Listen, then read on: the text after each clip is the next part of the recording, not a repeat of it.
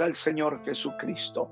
Qué bueno es el Señor. Entremos y continuemos con nuestro estudio de los hechos de los apóstoles. Muy bien, vamos entonces a caminar en esta hora este precioso camino, y dice la palabra. Entonces quedamos en el verso número 14 del primer capítulo de los hechos de los apóstoles. Allí quedamos, allí continuamos para pasar entonces a este bloque del verso 15 al verso número 26, donde ya queda plasmado ese hecho. Estos son los hechos de los hechos, en una síntesis que les decía que estuve sacando estos días por aquí, hacia las noches y la madrugadita. Qué interesante. Estaba sacando un resumen de 77 hechos de los hechos. Les voy a presentar esa síntesis cuando lleguemos al final de nuestro estudio, capítulo a capítulo, verso a verso. Quiero presentarles esa síntesis, ya también unas diapositivas que tenemos realizadas, y ustedes podrán allí ver esta parte y tener también entonces una conclusión de todo nuestro recorrido. Verso número 15 del primer capítulo. En aquellos días Pedro se levantó en medio de los hermanos, y los reunidos eran como 120 en número. Están ya congregados, están reunidos los hermanos en el lugar donde moran los apóstoles. Y allí tenemos el listado entonces de lo que fueron este primer grupo de enviados, este primer grupo de apóstoles. Verso número 13 para que ustedes lo retomen, y dice que eran Pedro, Jacobo, Juan, Andrés, Felipe, Tomás, Bartolomé, Mateo, Jacobo, hijo de Alfeo, Simón el celote, y Judas, el hermano de Jacobo. Ahí tenemos los 11 que quedaron, porque vamos a mirar justamente lo que fue la pérdida de Judas Iscariote. Así que estos 11 están allí, y los hermanos, en obediencia al mandato del Señor antes de su ascensión, se reunieron en esta morada de los apóstoles. Hay algo allí muy hermoso en el verso 14 para que continuemos la línea, y dice es que estos perseveraban. Hay allí una acción de un presente progresivo. Perseveraban unánimes, unidos y en un mismo ánimo. No solo que estaban juntos, sino que estaban en el mismo ánimo, en el mismo propósito, en el mismo pensamiento. Estaban ellos en oración y ruego con las mujeres. Entonces ya el jueves pasado hacíamos un recorrido por los últimos capítulos de los evangelios de Mateo, el último capítulo del evangelio de Mateo, Marcos, Lucas, y el capítulo 20 de Juan, donde miramos estas mujeres que aquí se nombran. Pues son las mujeres aquellas a las que primero se les apareció el Señor Jesucristo resucitado, y todos aquellos que fueron los testigos de su resurrección, hasta capitalizar en el capítulo 15, decíamos, de la primera de los Corintios, los primeros 5 o 6 versos, capitalizar allí una cifra de unos más o menos 500 hermanos, que era la iglesia que quedó en el momento que Jesús termina su manifestación en carne, su estadía sobre la tierra. Y este grupo de hermanos pues son los que fueron testigos al verlo resucitado.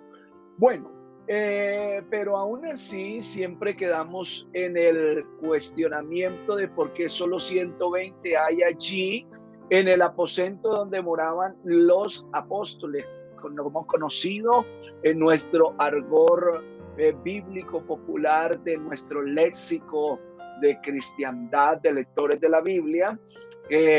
lo hemos conocido como el aposento alto, ¿verdad? Hasta cantos, canciones tenemos compuestas con ese escenario de Pentecostés.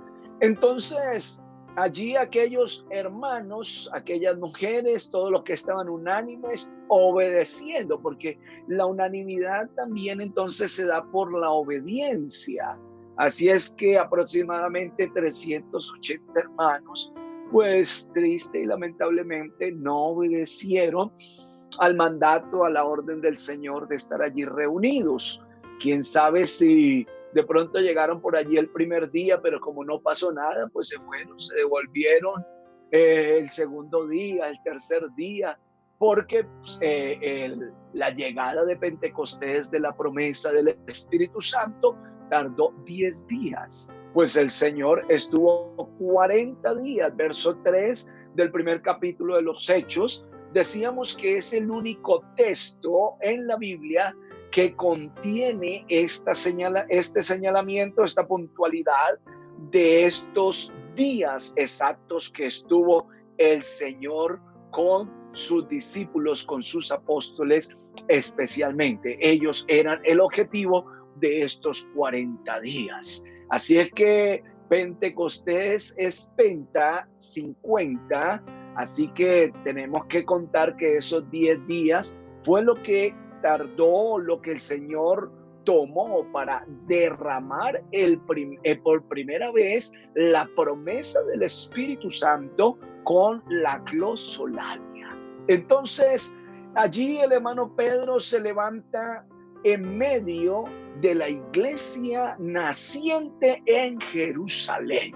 Y ya vemos entonces el liderazgo de este hombre en el verso número 15. Pedro se levanta en medio de los hermanos y ya nos da ese número, ese otro número que podemos tener con una cierta exactitud, que eran como 120 hermanos.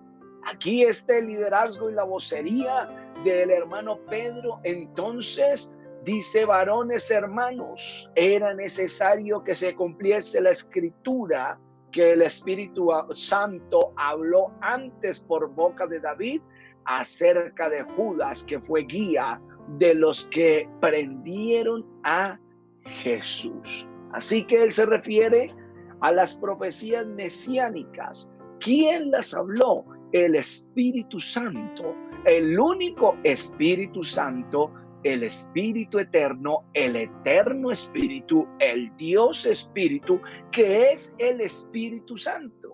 Que el Espíritu Santo no fue un aparecido desde Pentecostés, sino que el Espíritu Santo es el Dios eterno. De allí que los que no entienden eso, como lo está diciendo el hermano Pedro, por eso hacen del Espíritu Santo una persona a partir de Pentecostés. Y allí entonces se derivan algunas formas de corrientes doctrinarias como el triteísmo y también el binarianismo. ¿Por qué? Porque entonces allí empiezan a contar desde Pentecostés, desde el capítulo 2, donde vamos a llegar, una u otra persona en las formas de ellos entender la divinidad y más bien las divinidades, porque ya allí habría una comprensión es de divinidades. Pero noten ustedes esto tan hermoso que dice aquí: así como el Espíritu Santo habló antes por boca de David acerca de Judas, porque es que el Espíritu Santo está desde el principio y lo vemos precisamente allí en el primer capítulo del Génesis, ¿verdad? Y la tierra estaba desordenada y vacía y el Espíritu de Dios, el Espíritu Santo, se movía sobre la faz, sobre el espejo de las aguas. Gloria al Señor Jesús. Así que el Espíritu Santo inspiró a David, y cuando estamos hablando de esas inspiraciones del Espíritu Santo a David como uno de los compositores de los salmos, entonces estaríamos datando aproximadamente en cronología de 10 siglos antes de la manifestación del Espíritu Santo en Pentecostés, en el aposento alto. Así que el Espíritu Santo no empieza su existencia aquí en esa manifestación de la glosolalia. Por eso Pedro, en la revelación que recibió, él entonces está hablando desde el reconocimiento que le está haciendo allá desde 10 siglos atrás, antes de esta primera manifestación en esta forma, porque él ya se había manifestado como el Dios Espíritu en muchas otras formas y muchas otras maneras, como lo deja plasmado Hebreos capítulo 1 y el verso número 1.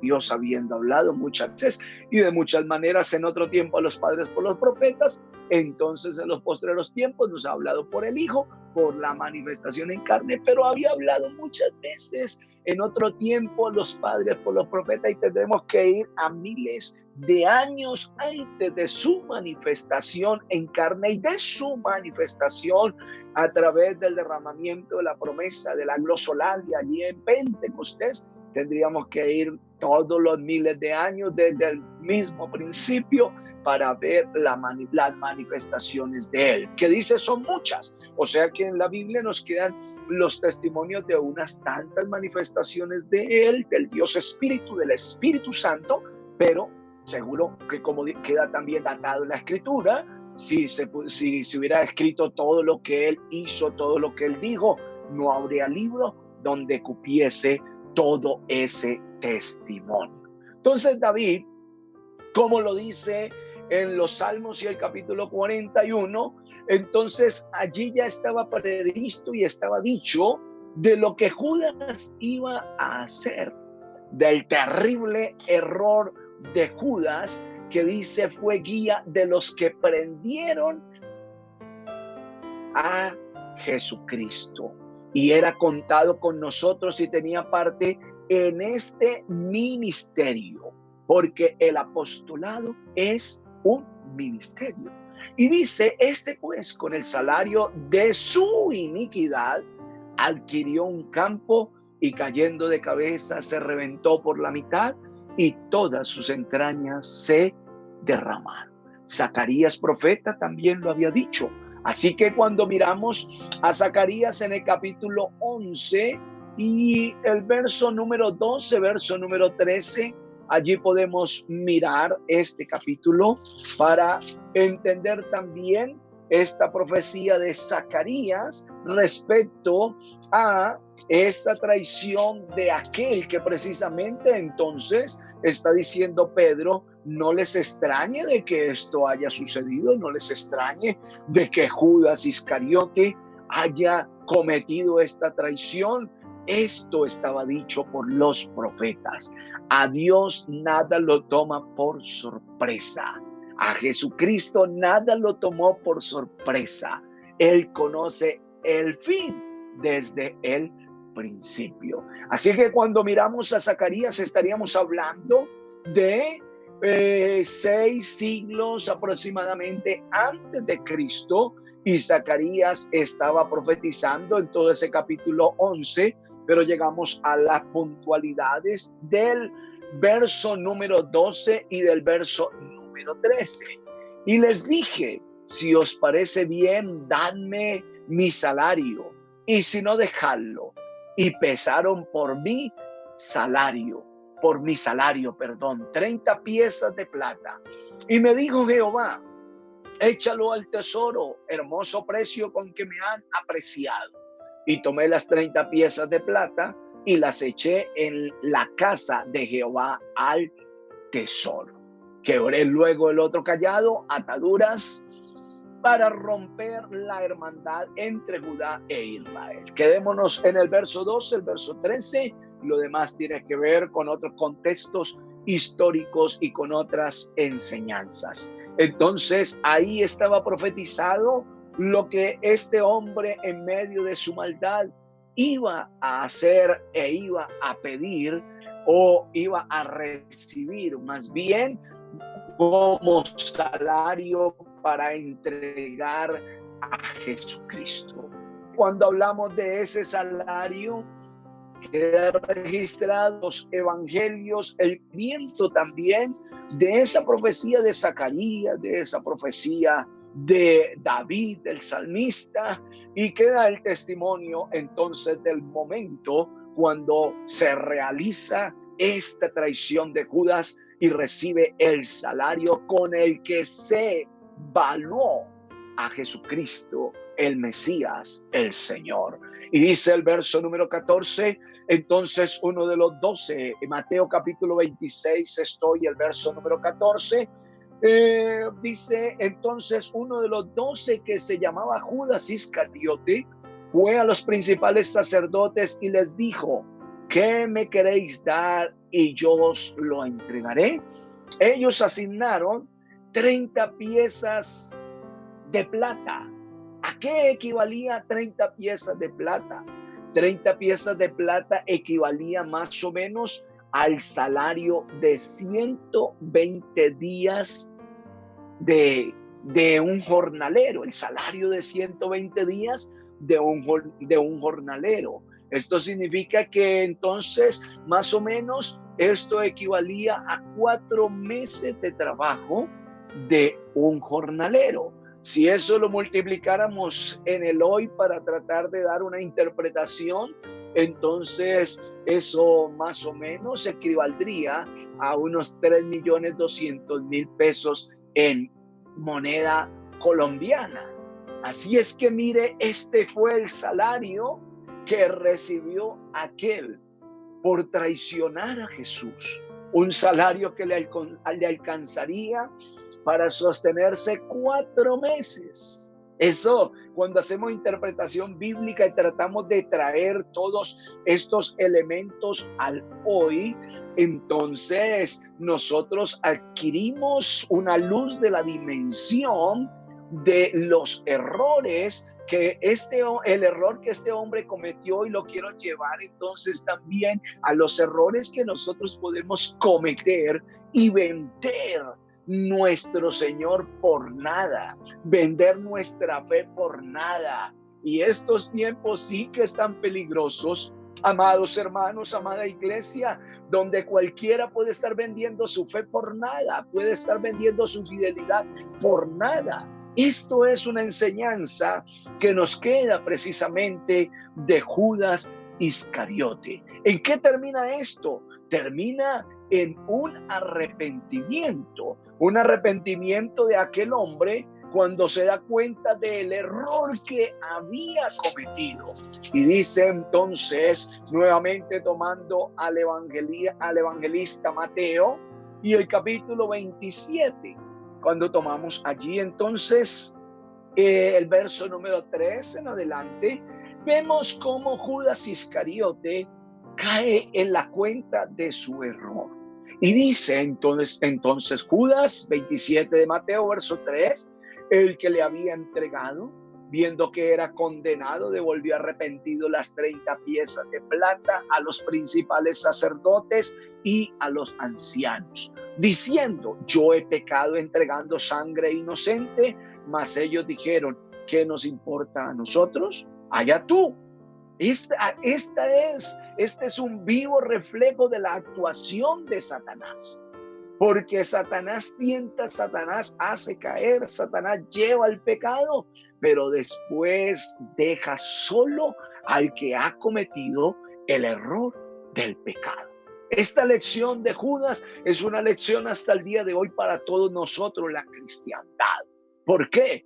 Porque a veces ya no vale el arrepentimiento. Ya las consecuencias están encima de uno, encima de la persona. Pero cuando el Señor habla, ese es el momento verdadero del arrepentimiento, de volvernos de nuestro error. Y por eso el Señor nos habla a nosotros como hermanos en la fe, como iglesia. Y dice que si alguno hacemos volver a nuestro hermano del error, entonces estamos librando su alma.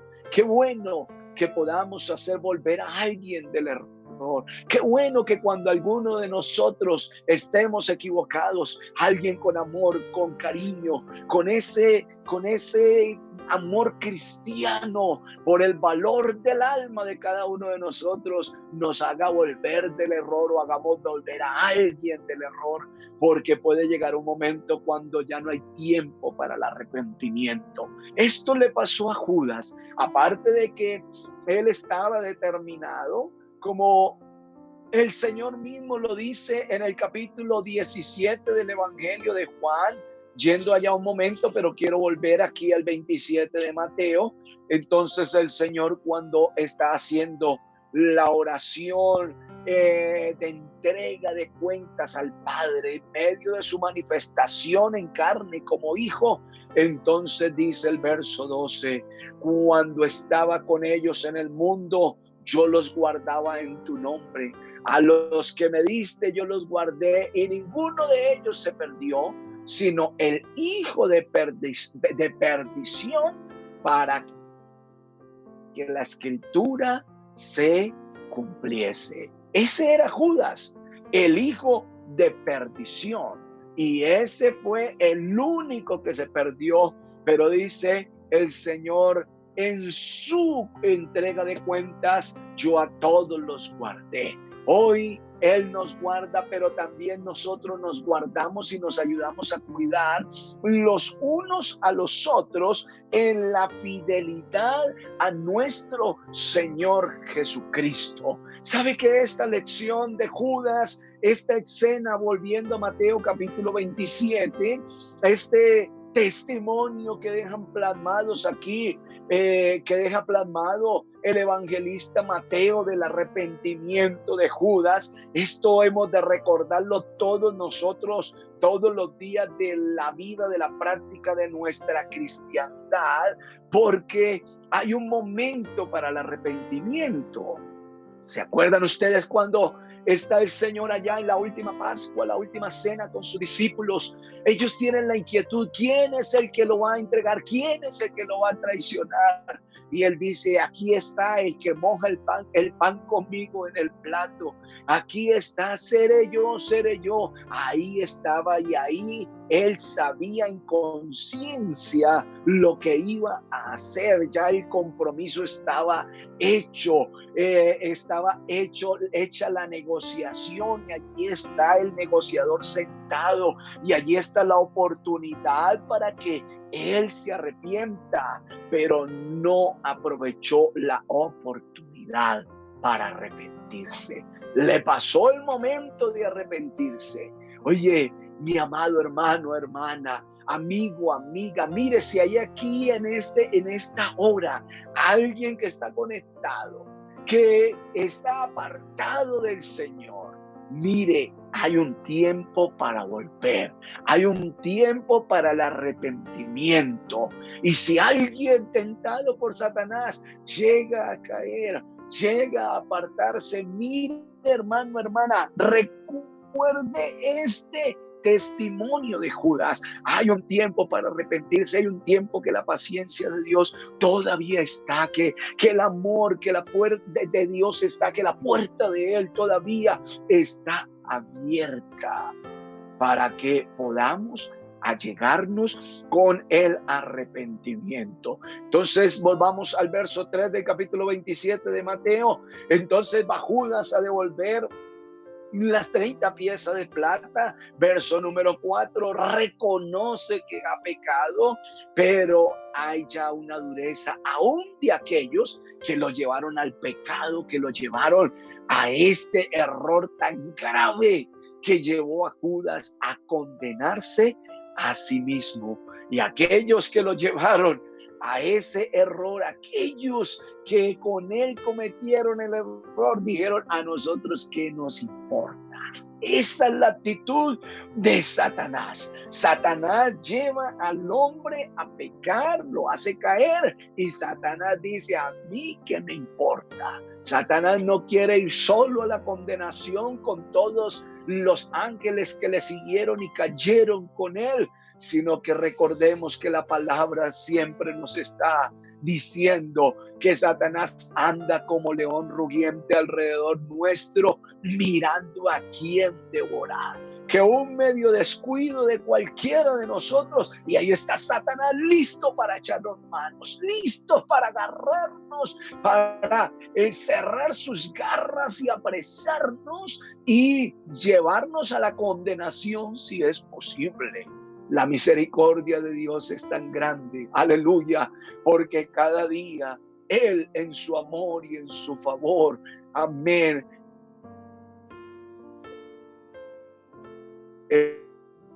está tocando de los corazones, ha llegado a eso de nosotros también, para que nosotros mantengamos la puerta del corazón abierta a nuestro gran Dios, por Jesucristo, y nuestra vida sea una vida que se mantenga conectada y donde Él, su presencia, mantenga dentro de cada uno de nosotros. Entonces termina diciendo ese verso número 4, allá tú, allá tú.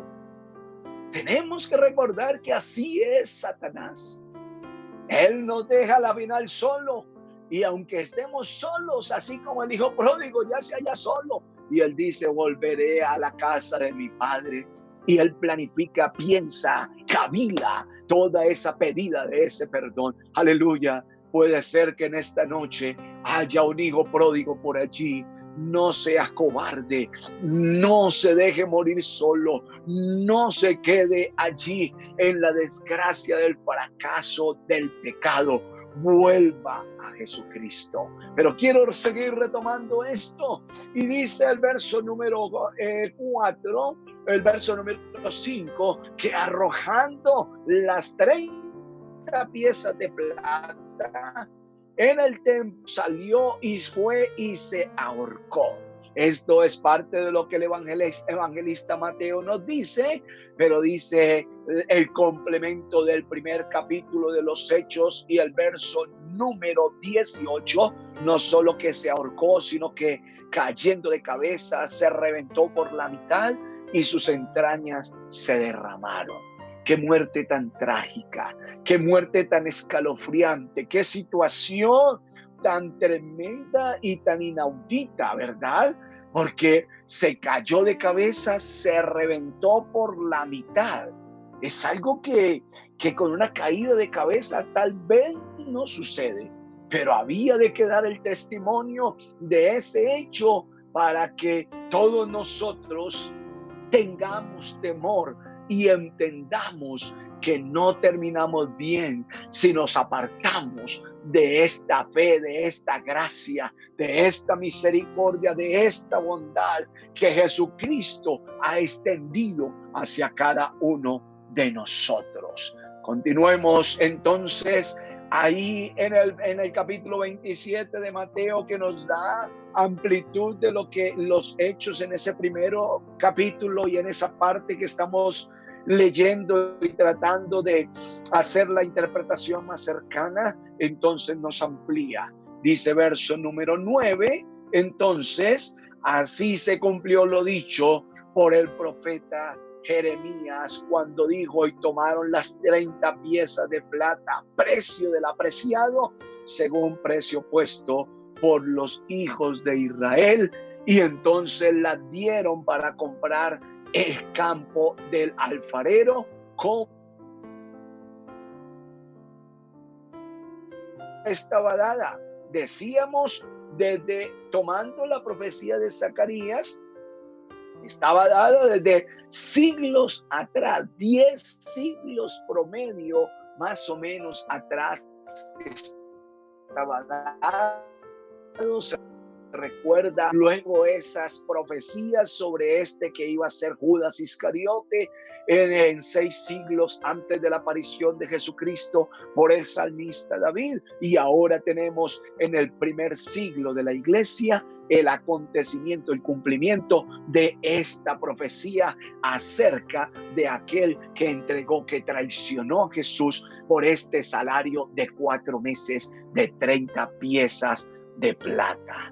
Entonces vamos nuevamente al primer capítulo de los Hechos para concretar cómo quedó llamado y denominado, identificado ese campo del alfarero.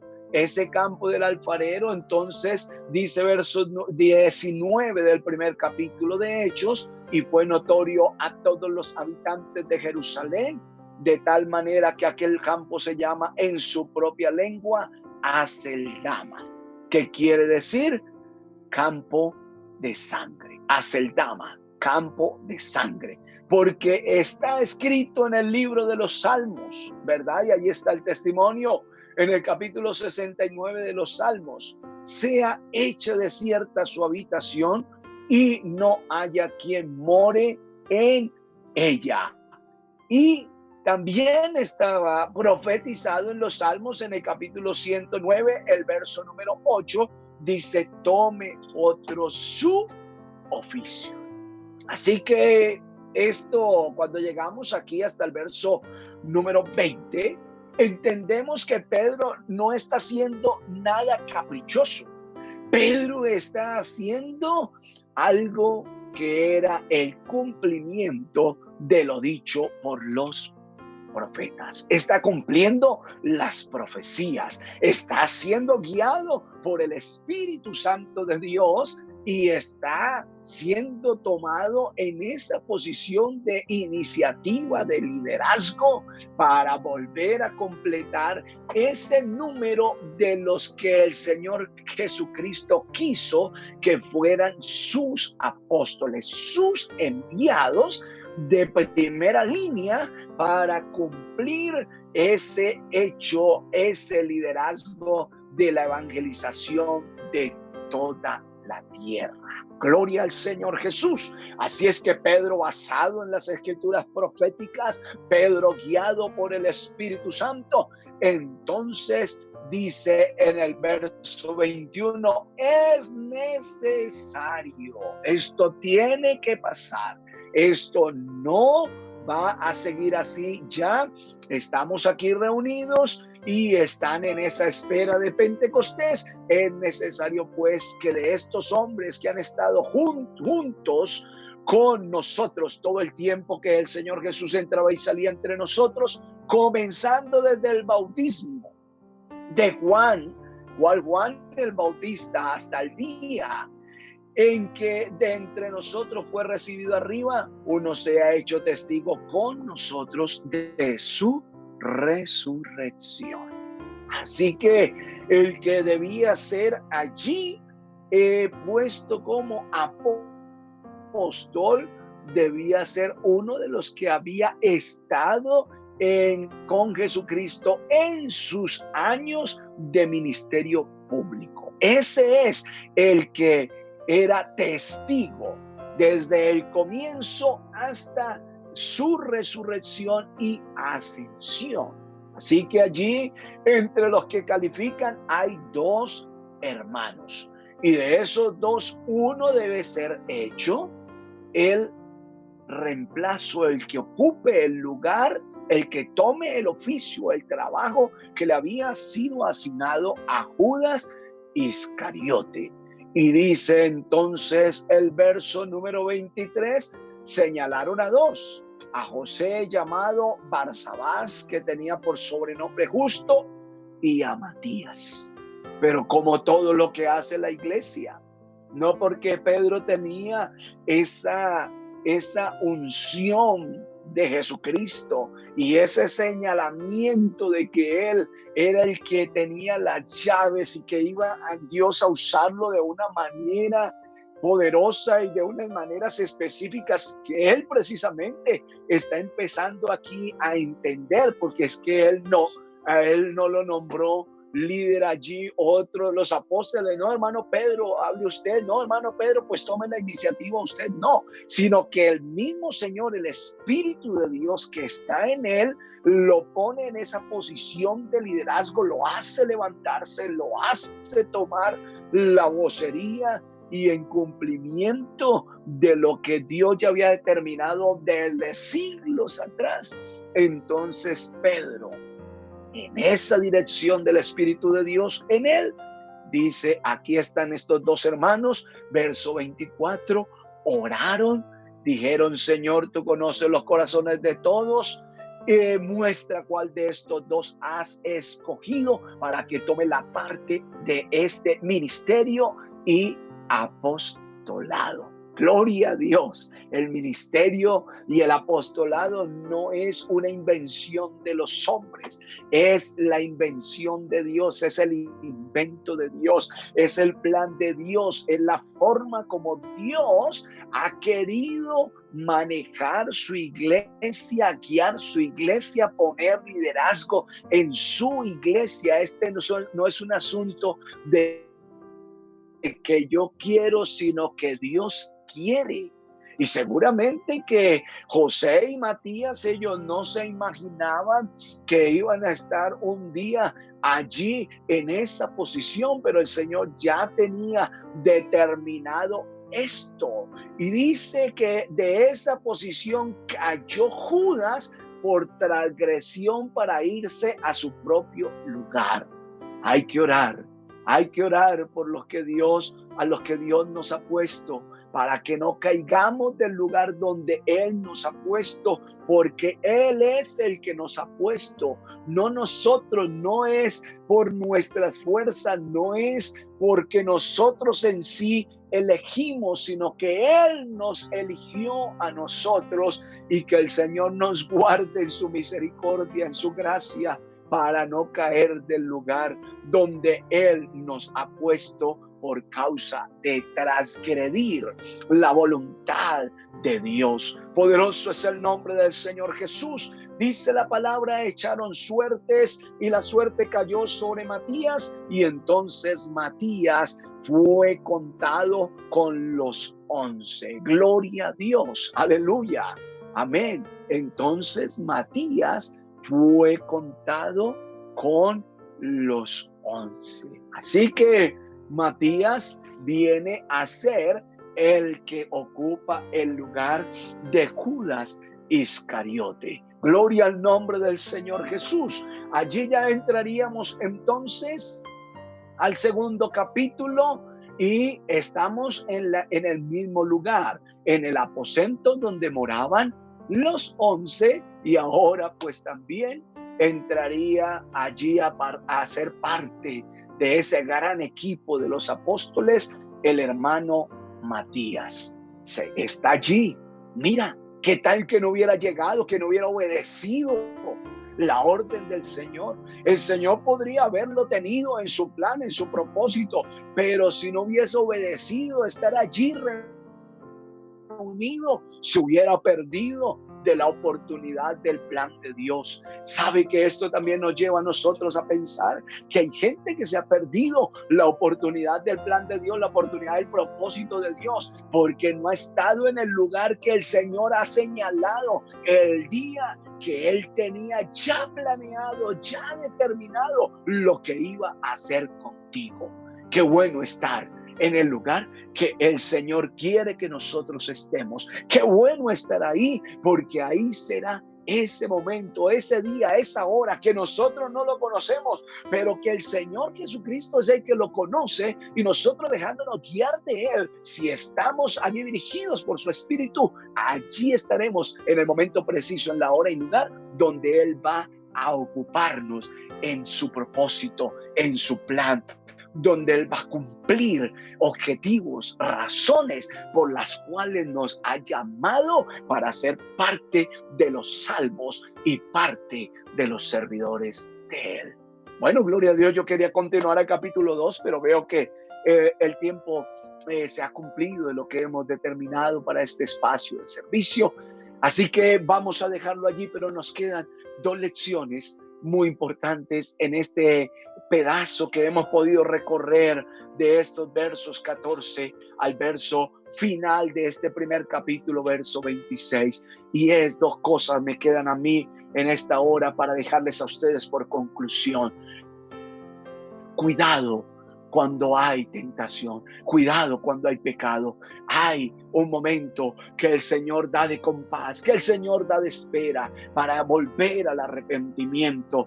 Cuidado, porque cuando se pase ya ese momento de la oportunidad de Dios para un nuevo arrepentimiento, ya no va a haber nada que hacer. Y lo segundo, también hay que estar en el lugar que Dios quiere que estemos. El hermano Matías estaba allá en el aposento alto. Allá habían 120 que estaban en el lugar donde el Señor quería que estuviesen. Había más de 380, quién sabe si entre esos 380 también había alguno de los que hubiera podido decirle el apóstol y los hermanos allí, los apóstoles le hubieran dicho, venga usted para acá. No solo Matías, no solo Justo, venga para acá Justo, venga para acá Matías. Seguro hubieran podido ver muchos más, pero no llegaron ese día, no obedecieron de estar en el lugar donde debían estar. A veces a algunos hermanos nuestros les pasa así. Lástima que me perdí el culto, lástima que no fui, lástima que no llegué. Y alguien le dice, usted viera lo que pasó, usted viera la obra de Dios, usted viera el derramamiento del Espíritu Santo. Yo recibí el Espíritu Santo, no sé cuánto recibí el Espíritu Santo, pero el que no llegó, no recibió, no estaba en el lugar que el Señor quería que estuviese. Qué bueno que entendamos y seamos tan sensibles al Espíritu de Dios que entendamos el lugar donde el Señor quiere que estemos. Y también podamos entender el lugar donde Dios no quiere que estemos. Gloria a Dios. Definitivamente necesitamos que el Señor dirija nuestras vidas. Que Él esté con nosotros, que nosotros estemos con Él, para que su dirección sea en cada uno de nosotros. Gloria a Dios. Tomemos esas dos conclusiones en este trozo que hemos recorrido. Demos gracias a Dios. Aleluya.